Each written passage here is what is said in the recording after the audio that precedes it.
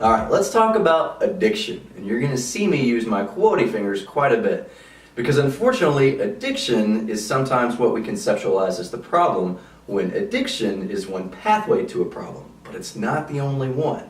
There's a lot of things we can do with substances, but really anything in our lives, that even though they're not addictions, can be just as dangerous, sometimes even more so.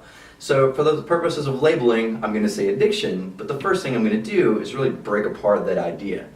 So the DSM has actually recognized this, the Diagnostic and Statistical Manual for Diagnosing Mental Disorders, by no longer really talking about addictions as a disorder. Instead, we talk about substance abuse as mild, moderate, and severe. Now, disclaimer, as with everything we talk about, I'm here not to judge at all. Hopefully you don't judge me. There can be substances we use that don't cause problems in our life. That happens for lots of people. For some people it's alcohol, for some people it's other things. But we're talking about abuse, or use that leads to some negative consequence. Granted, we're not always the best ones to identify what those negative consequences are, so we've got to be careful with that too. But in terms of looking at a problem, sometimes people will say, well, I'm not addicted to this substance, I don't need it, I'm not an addict. And it's almost as if we just wipe that slate away, then, oh, well, then nothing bad can happen from your experience. But again, addiction is only part, and it's only one pathway to what we're talking about here. But let's talk about 5 steps of behavior change. Again, these can be related to substances that you're trying to stop or use less of, but it can also be related to some other types of addictions we'll talk about at the end of this video. But the first step in behavioral change is pre-contemplation. Actually, this isn't really a step as much as it is the baseline before you do anything, before you even think about anything. This is when you're engaging in the behavior without any regard to the consequences it may be having on your life. Pre-contemplation can be a long period for a lot of individuals because it's when you're not aware that there's a problem even to be addressed.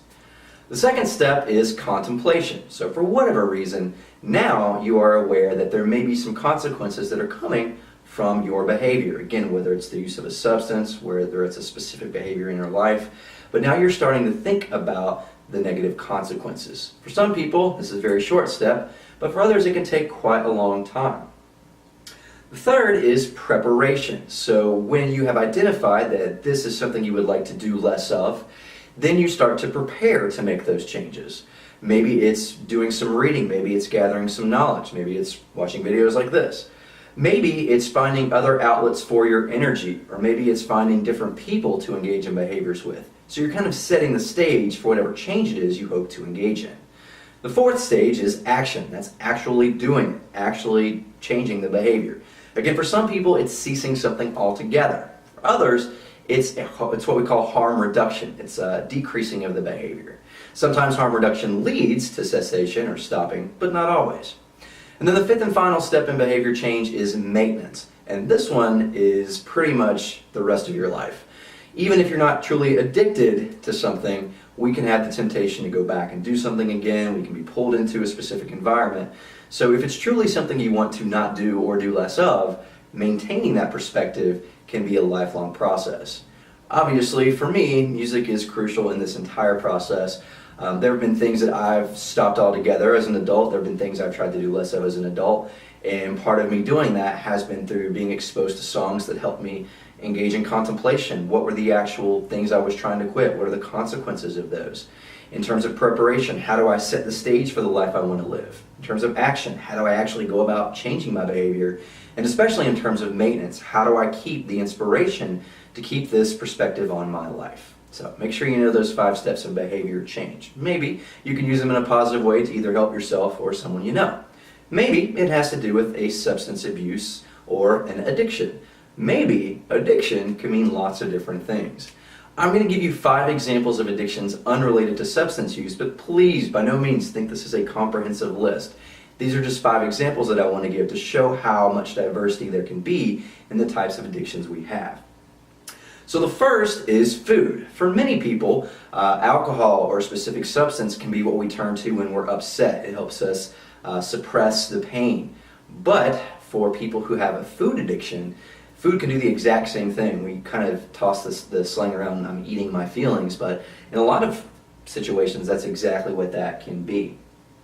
The next addiction is exercise, and you're thinking, but you just said food could be an addiction. Yeah, so can dieting, so can exercise. It can be representative of this idea that I have to look a specific way. And so you're kind of addicted to the shame involved, and you're addicted to the gratification of engaging in whatever it is you think makes that shame go away. So again, it's not as if these things are very isolated or it's one side or the other. Anything can be an addiction. Case in point, the third example I'm going to give you, which is gambling. Gambling can be a fun thing that some of us will engage in from time to time, but literally some people feel as if they are unable to stop. This is a good time for us to talk about the way the brain responds to actually true addictions. Notice I didn't use my quotey fingers there. Because when we are addicted to substances, truly addicted, our brain changes the way we process them. And so having those substances in our system or being in the presence of those substances can affect the way that our pleasure neurotransmitters will respond and activate. That can happen in the exact same way for people who have a gambling addiction when they see a slot machine. So again, it really speaks to this idea that if it is a true addiction, and I hope I haven't made light of that, addiction can be very serious. Addiction is not a choice. By the time you're addicted to something, you literally feel unable to stop. And in many cases, your biology has changed in such a way that really makes it tough for you to do just that.